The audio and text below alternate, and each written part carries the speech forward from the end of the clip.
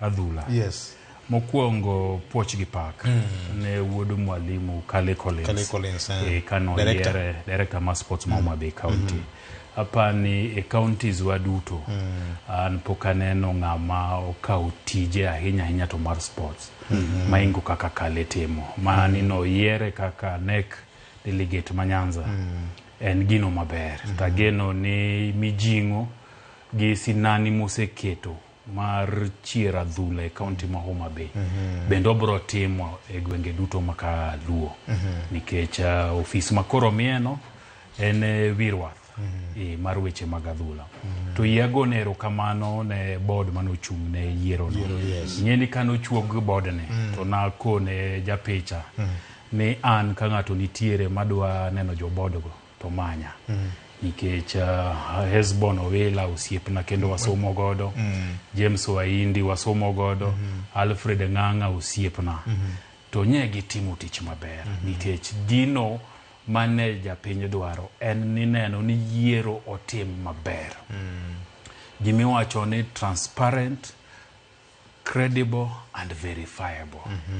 To duto kane gipango weche mag ombulude to kwago kodgi mbaka to kata koluong gi jo media kidadhog gi to ne giwacho gimoro achiel ni tarik 7 gin kaka board gidwa ni gitime yiero ma ng'ata moyier to donjo ofis kane giteko mar jogo mohera adhula e pachoka to nye gitimo mano. So en Puoch gi Pak ne board no nikech gitiyo matek. Nochopo kata kamoro mane nyicha wawinjo ni yiero ok nya timore ni nitie jok manyo dwa dhi e doho mondo chungo yiero no.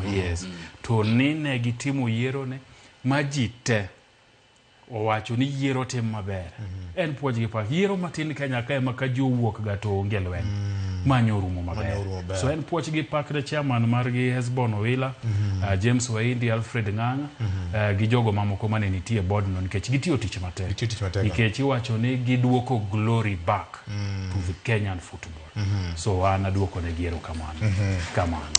Weche mag adhula Nyakora Mgajwang' gin weche mulo chuny oganda Luo ng'eyo kaka Nyawada Fred osewacho gi Senior J Bonyo ng'eyo ni weche mag adhula e piny Luo achiel kuom yuto mar oganda wa nyithiwa manyiri gi yawuoyi gin weche mag adhula. Jaturu miluongo ni Engineer Michael Ogada Olunga sani koro nweng'o mare mapile oyudo mana kokalo kuom talanta mare ma Nyasaye omiye mocho yawo nyaka academy mare mar sports mag gik mwadwa neno. Exactly. To kata kamano aparo ni kaka yiero notimore no koro joma ni ofis nyaka mi thuolo mondo mi otim tije yo mowinjore. Kare. Gin gi ting' mapek mopoko dwarone nikech higni 8 malawo 9 mag Nick Mwendo gi Doris Petra nyo bedo higni mag midhiero.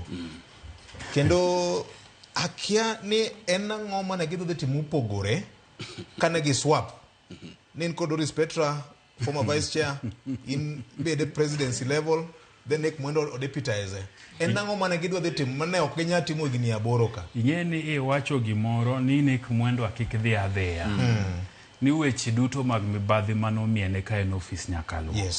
Mane geno gi ni ka gidonjo ofis to pod gidhi medo umo richo maggi. Emomiyo timore maber ni nye giwuok to PO box magidhieno to gidhi adhiya maonge reverse gear. Nikech Nick Mwendo gi joge manye en good office ochido chunji mang'eny kod opira. Inyalo paro opira ne waneno ukandalo mane Super Sports nyiso opira pachoka. Fixtures mag KPL ne nitie nyaka midweek mane tich adek kata tich ang'wen to opira ni nyayo ka floodlights ji dhi neno. Noduogo chunji mang'eny opira to kane gidonjo office to nikech ich lach margi ne gikere gi jogi magiriembo magi gikoro notamore masani ka japiny dwa neno opira gima notimore to nyaka ng'irit na Ramogi FM kata gi Ramogi TV kata gi Citizen TV ema mondo landni kata kinyi ne isome gaset king'eno opira notimore nade. Tineno ka counties bendo osebedo ka invest a lot mondo opira odhi ogo machiegni gi ji. So gigo mane Nick Mwendo gi Lange otimo gin gigo ma walamo ni kik chak timre e paw tukewa e pachoka.